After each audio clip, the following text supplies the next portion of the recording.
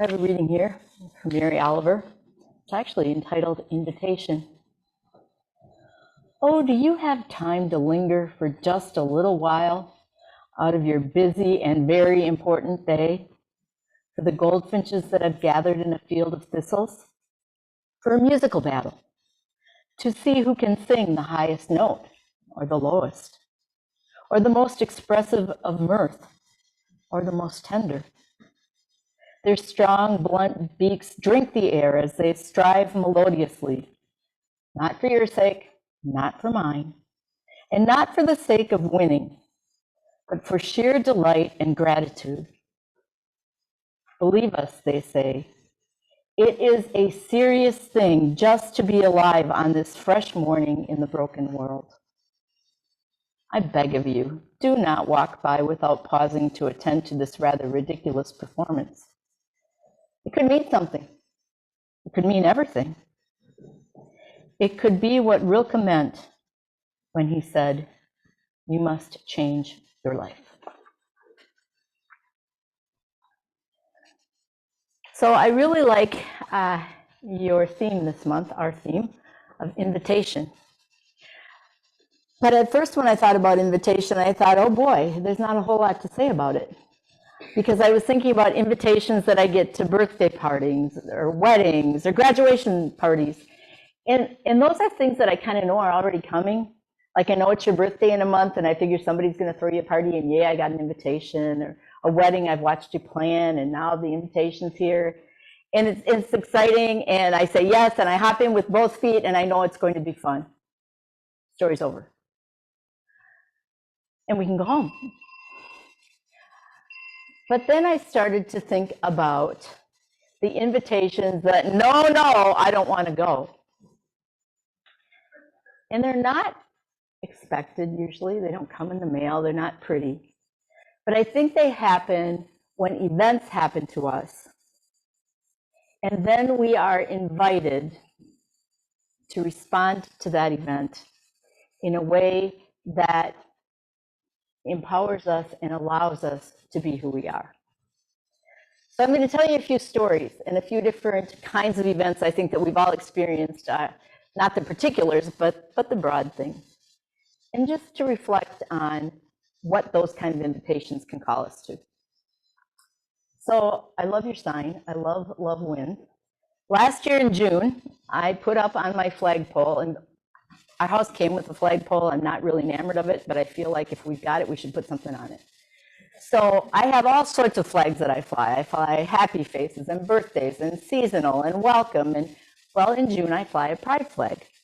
So last June, a year ago in June, I put up my pride flag. And a few days later, I went out to get my mail, and in my mailbox was a scrawled note. I could just feel the anger coming off of it. Show some respect. Take that thing down and fly the American flag. But no signature, no. And I was angry and I was frustrated. And then I started to think, I wish whoever did this would have come to the door and said, I really don't like your flag. And maybe we could have had a conversation. That didn't happen. And so now I'm trying to think, who would have done this? We live in a neighborhood that's on a cul-de-sac. So I figured it had to be somebody in the neighborhood because nobody just drives by. And Bob and I sit out most mornings on our driveway and have coffee with the dogs.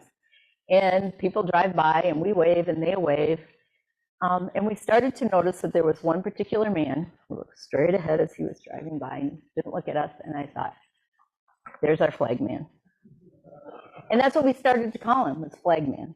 But I wasn't really sure, but he's the one that made sense. Fast forward to this June, the pride flag's back up. And Bob is out cutting the lawn one afternoon, and he comes in and he says, somebody left you a present on the front lawn. And I thought it was one of the dogs in a poop I'm supposed to pick up. And I said, buddy? And he said, oh no, you should come out and see. So I went outside, and laying on my lawn was, still in the cellophane wrapper, an American flag.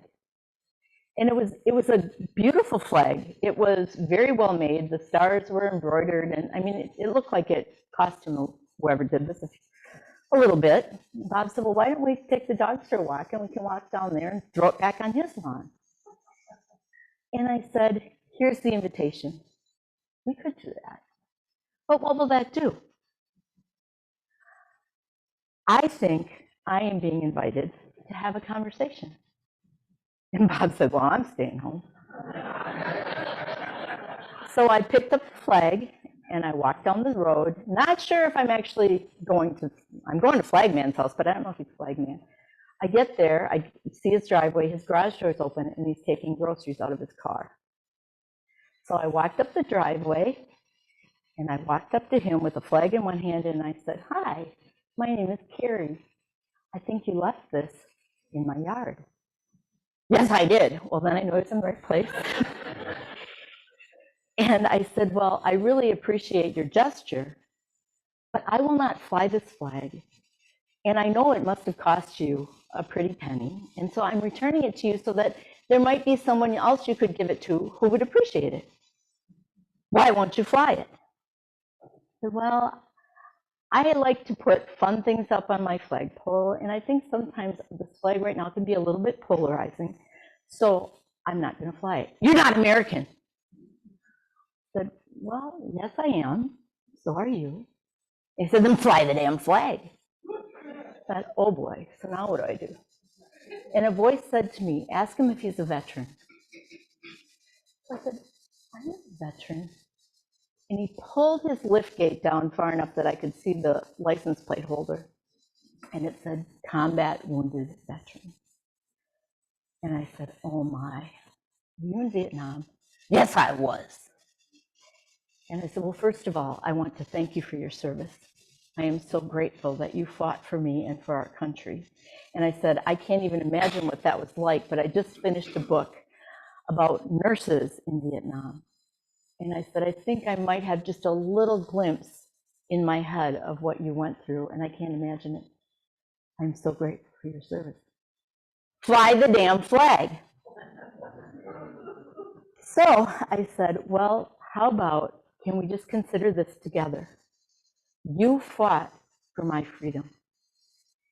And that freedom says that I can fly whatever flag I choose on my flagpole. Jesus Christ! And so I knew that this conversation was over. So I'm leaving now. And I just want to thank you again for your service and to tell you how grateful I am. And I turned around and I started walking down this driveway and I thought, oh my God, please don't let him have a gun. And obviously he didn't.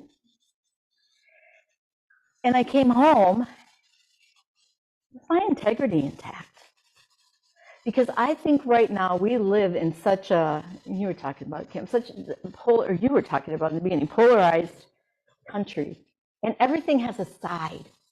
A side.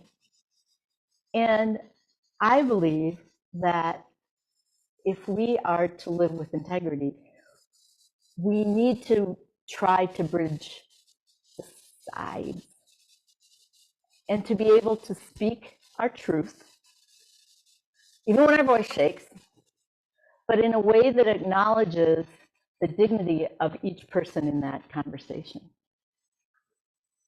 That's an invitation we have, and I think we're going to continue to have for, God, I hope not real long, but for the foreseeable future, as we try, hopefully we try, to bring ourselves back to some semblance of cooperation and working together. Another situation that I think issues us an invitation is a death, a loss, grief. We have all experienced loss of some kind. And it is a horrible, horrible thing. And the invitation, I believe, that comes from it is to actually feel the feels and to honor the grief and also to work through it. Because if we don't, we're damaged, we're hurt, and hurt people hurt people. I'm thinking about how we do that, because grief is huge and that pain is so huge that when it first happens, we can't process everything. I think it's human nature to kind of, whew, I'm not looking at that right now. And I think in those moments, we are invited to look at what we have, resources that we have that can help us start looking at pain and hurt. When my son died, I started reading. Reading is always my go-to. I started reading, and I read book after book after book about grief and suicide and memoirs about loss, until I was kind of up to here and a bit desensitized by it all. And then I could start looking at my own. And then I started realizing that there were people around me who had gone through really bad things and were still people that I admired and people that I wanted to be like. So how can I do that? And then you all know me, so you know that I can't go anywhere without music. So I started pulling into letting music fill me up, so that I could fill myself up. Like when you were talking about how the joy just filled you and you felt it, and fill myself up, and then I can take a look, and bit by bit, taking a look and taking a look and taking a look. I learned that I learned a lot of stuff. I had a lot of useful tools. I had a lot of compassion and empathy for people who had gone through loss. Now I can put that to use. So now I find myself volunteering at our hospice. I do vigil sitting with people who are actively dying. I facilitate a grief group for people who have lost, this is a generational one, so little kids on up through adults. But I think that in answering that invitation to deal with, to feel the feels, it equips us to be better people and to then reach out and to help others who are going through what we have finally ourselves been able to work through. I think another invitation is diminishment. And you are very lucky because you're young yet. This is not going to relate to you, but I think most other people in here are not going to relate to you either. So, but I had a knee replaced 4 years ago, and it's never been right, but it's never been totally wrong. But a few weeks ago, I was taking a walk, and the pain was so bad that I could not go any farther. I had to get rescued. I had to call a friend and say, here's where I am, and I'm either going to pass out or throw up if I don't stop walking. Can you bring me home? And then I started realizing all the other things that kind of creep up. And I know I'm not on death's door by any sense of the imagination, but I am not physically the person I was even 5 years ago when I hiked that Camino. Now here's the invitation to accept limitations without letting them define us. I watched my mom and my grandma get to be in their 90s and get to be mean old women who would not accept help and who were not able to focus on their realities, so that things like driving, which they shouldn't do anymore, I had to be the mean guy and take away the keys. And they were so angry at the end. I don't want to be that. I don't want to do that to my kids.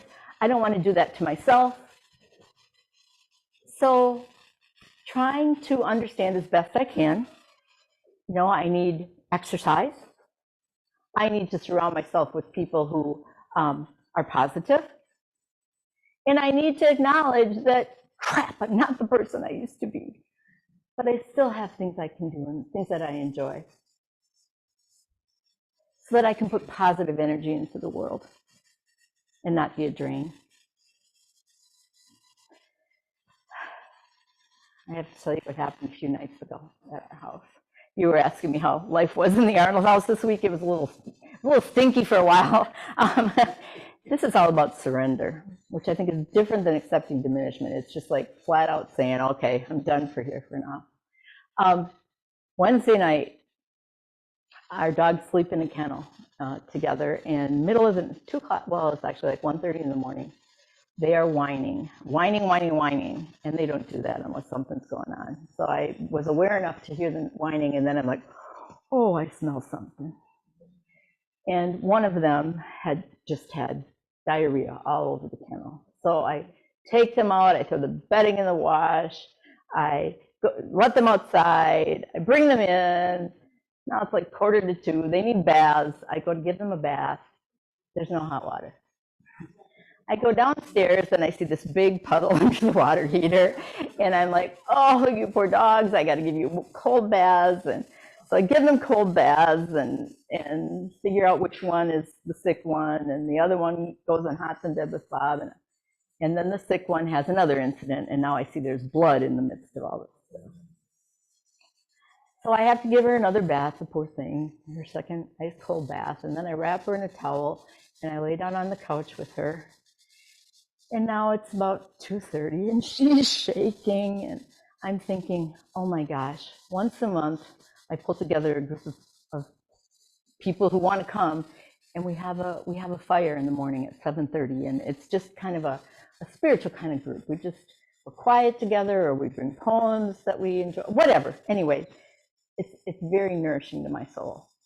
But this is going to happen. I have to get up in 4 hours and start this fire, and we don't have a water heater, and oh my gosh, I have a doctor appointment. I have my physical at 1 o'clock, and I didn't shower today because I never got around to it. And now it's 2 days, and I'm not going to get a shower, and I can't go to the doctor like this. And I am laying with this dog who still kind of smells like poo because cold water just doesn't do it. And I am just frantic. It's dark. You know how things are bad in the middle of the night. It's dark, and all these, oh my God, what am I? And then, thank goodness I have been working on this long enough that I can actually do what I tell myself I should do. I stopped. I cut the thoughts. And this little dog is snuggled up in my neck, and she just snuggled there. And I am so grateful for her. I love this dog. She's brought so much to my life. She's been sick like this before. This isn't the first time this has happened. And the vet does really good for her. So I know in the morning, I will call the vet. She will get on medication. I can pay for the vet. I don't need to worry about it. The water heater, I know a plumber. We can get a new water heater. Again, I don't need to worry about how I'm going to pay for it.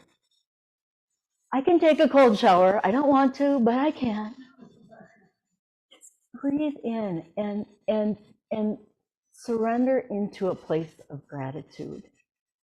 Because sometimes there's nothing we can do. And to be frantic and doesn't do anything. What am I grateful for right in this moment? I'm grateful for this stinky little dog. I'm grateful that my couch is comfortable. I'm grateful for what I have. And I'm not going to worry about this stuff till the sun comes up and I can actually do something about it. There are so many times, I believe, that those events that cause the invitations happen in our lives. And I think it behooves us to have a little toolbox ready for when they do happen. My toolbox, I can tell you, mostly consists of being intentional about remembering my connection to love, my connection to universal source. I am connected there, and I am connected not only there, but all of us two-legged beings, all of us four-legged beings, but that tree out there and your lake over there, we are all connected. And that source flows through all of us. And I might be alone laying on my couch in the middle of the night, but I am not alone. I am not alone because I am part of that web that's holding me. I can feel people that have gone before me. I can think of you. I know that I am not alone, even though it looks like it. And I know I need to nurture that connection. I need to be outside. For me, I absolutely need to be outside. I need to feel part of nature. That feeds me. I need music. I recognize that. I need my books. And I make sure that I always have something spiritual, like overtly spiritual. Right now, I'm looking into the spirituality of nature, and I'm really loving it. Next time I come, because this is a two-part series, I'm coming back in October, and we're going to talk about deep feelings. But so, a book about nature right now, that spiritual part. I have a book where I learned something, just something new, something to feed my brain. I always have fiction going because I like to be entertained. And I have a little bit of meditation stuff. It's gotten to be really crazy because I have like 5 or 6 books going at the same time, which I am also thinking is might be helping my brain stay young and able to go from one to one. But anyway, I know that I need that. And I know that I have to immerse myself in it. My other huge thing in my toolbox is I have a lot of friends, but I have a few that are soul friends, and I make sure that I nourish those few relationships to the best of my ability, because those people help keep me accountable.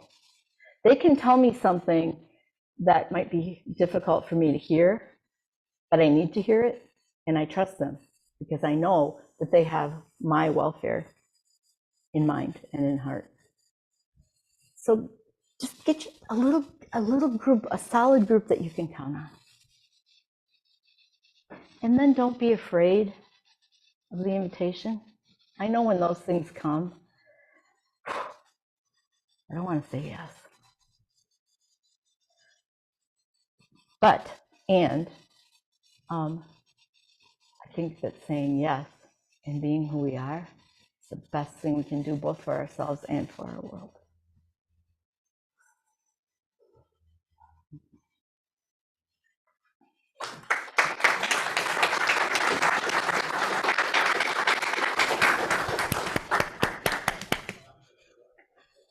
You probably have tricks up your sleeve too.